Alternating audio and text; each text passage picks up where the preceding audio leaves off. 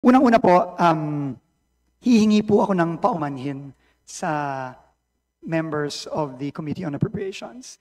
In lieu of a presentation of the budget, please, if you would allow me to just put into context where the DPWH and its budget is right now in the context of the events that were so clearly enumerated by the Honorable Representative De Lima. Alam niyo po, unprecedented po itong sitwasyon natin ngayon. Unprecedented po siya hindi lang dahil nandito po tayo sa sitwasyon na kailangang rebisahin at repasuhin ang budget ng isang ahensya na napapaloob sa National Expenditure Program habang dinidinig na ng Kamara ang budget.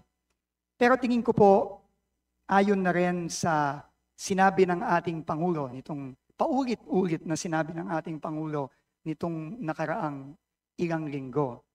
Unprecedented po ito dahil sa mga nakita at nadiskubre na malawakang anomalya sa DPWH, lalong-lalo na sa mga flood control projects.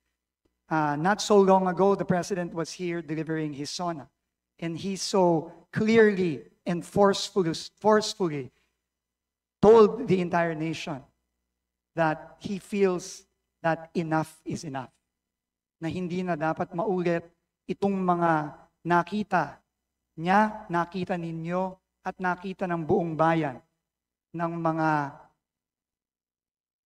project na dapat para sa benepisyo ng taong bayan na nilustay lamang.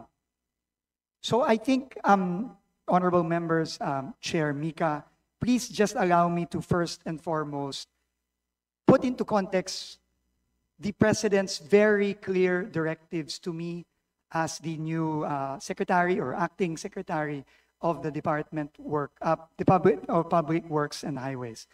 Dalawa lang po ang sinabi ng Pangulo sa akin.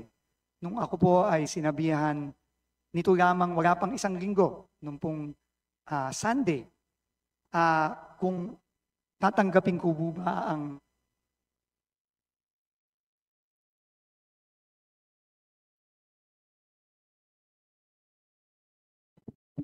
ang hamon ng pagiging secretary ng Department of Public Works and Highways, lalong-lalo na 6 na buwan pa lang po ako sa aking dating trabaho bilang secretary ng Department of Transportation. Sa aming pag-uusap po, 2 bagay lang po ang sinabi ng ating Pangulo. At ito na rin pong 2 bagay na to ang nag-udyok sa akin na tanggapin ang hamon kahit na po napakabigat po. Napakabigat po ng desisyon na hinarap ko sa paghiling ng Pangulo na ako'y maging DPWH Secretary. Pero ang una po niyang sinabi ay kailangang linisin from top to bottom ang DPWH. Kailangan pong linisin dahil naniniwala po siya na hindi po mangyayari yung kanyang mga nakitang iba't ibang anomalya, lalong-lalo na sa flood control, kung wala pong kunsyabahan, pagpapayag o pagkukonsinte ng ibang mga opisyal sa loob ng DPWH. Ako po at ang Presidente ay naniniwala na ang higit na nakararami ng mga kawani ng DPWH ay maayos, magaling, at honest. Pero hindi dun po natin mapagkakaila na meron pong hindi ganoon. Kaya po ang una-una pong inutos sa akin ng ating Pangulo ay humingi kagad ng courtesy resignations from top to bottom. Unprecedented po ito, Madam Chair, honorable members of the committee. Pero sabi po ng Pangulo, kinakailangan po itong gawin. At tuloy-tuloy po ngayon ang ating pag-review ng buong organizational structure ng DPWH without necessarily compromising the work that needs to be done and that needs to continue. At kahapon lang po, 3 po sa mga kawani ng DPWH ay rekomenda na po nating ma-dismiss at makasuhan. Sila po ay humarap na rin po dito sa Kongreso at Senado, pero nakakaharap na po tayo just in a few days ng overwhelming na ebidensya laban sa kanila para sila ay i-dismiss at pakasuhan sa Office of the Ombudsman, at yun po ay ginagawa na natin. Ang ikalawa pong direktiba ng ating Pangulo ay aparte po sa paglilinis natin sa personnel mula taas hanggang baba, kailangan din po natin ng sweeping reforms sa loob ng departamento. Aaminin ko po, sa tinagal-tagal ko po sa gobyerno, ako po ay na-overwhelm sa laki at sa gulo na nadatnan ko at nakikita ko sa loob ng departamento ng Public Works and Highways. Hindi po ito magiging madaling proseso at hindi din po ito magiging mabilis na proseso. This will take time and this will be a very, very difficult process of reform. But as the President said, enough is enough and we must start somewhere. Kaya po nag-commit po ako sa ating Pangulo at sa inyo po at aming mga mahal na representatives ng ating mga kababayan na magre-reforma po tayo hindi lamang po sa proseso ng budget. Doon po marami po akong nakikitang kailangan reformahin. At yun po ay nagpapasalamat po ako sa ating mga miyembro ng Kongreso na matapang po nilang isiniwalat at inilabas ang mga nakita nilang mga problema dito sa 2026 NEP. Yung pong mga proyektong completed na pinopondohan pa rin. Yung pong mga double entry na isang proyekto pero dalawang entry at therefore dalawang budget. Yan po ay kailangan po hindi lamang malaman ng ating mga kababayan pero kailangan po nating ayusin at kailangan po nating tanggalin. Marami din pong kailangan reforma na kailangan gawin sa procurement process ng DPWH. Diyan po nagsisimula ang korupsyon. At makakaasa po kayo sa mga susunod na linggo, sa mga susunod na buwan, gagawin po natin yan.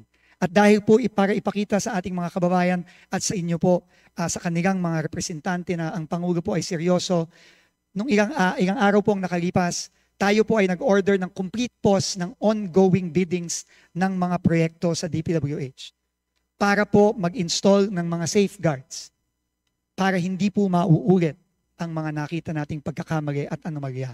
Nakitang-kita naman po, hindi lamang ng ating Pangulo, kundi ng ating buong sambayanan. Magkakaroon din po tayo ng sweeping reforms sa project management at project monitoring.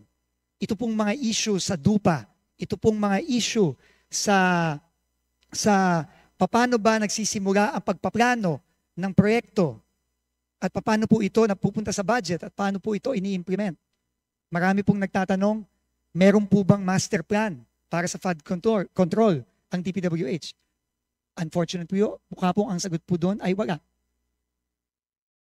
Kailangan po nating magkaroon nun. Kailangan din po nating magkaroon ng strict monitoring ng project implementation. Nakita ko po mismo sa sarili kong mata ang isang ghost project sa Bulacan kahapon. At nakakainis po na yung pong contractor na nagsabi na completed na ang project last year, na pinayagan at nag-sign off ang DPWH last year po, na fully paid last year. E nandun po, nagmamadaling buhayin ng patay, kaya nga, na sinabi ko kahapon. At i-cover up yung ghost project na yon.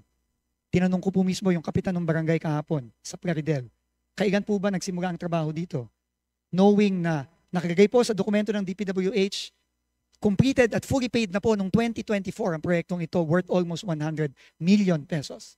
Sinabi po ng kapitan at ng mga tao doon, Secretary, 3 weeks ago lang po nagsimula ang trabaho dyan.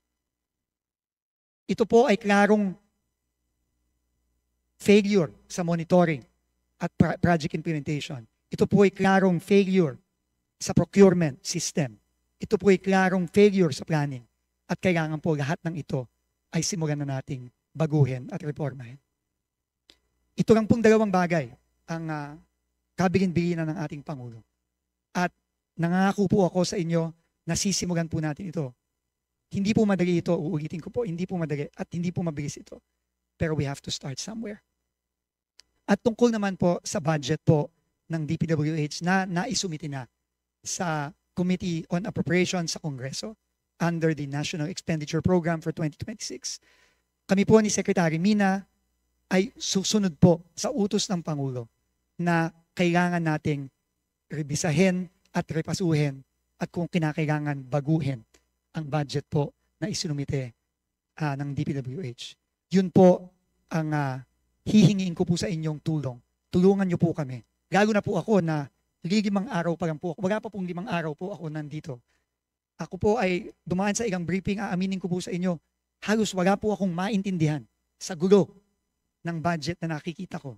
Kahit na po matagal na po ako sa gobyerno, marami-rami na rin po akong ahensyang nahawakan, ako po litong-lito hanggang ngayon. At napakalaking bagay po ng tulong ng honorable members ng Congress para maipakita sa amin, sa akin, at sa buong sambayanan ang mga pagkakamali dito sa budget na ito.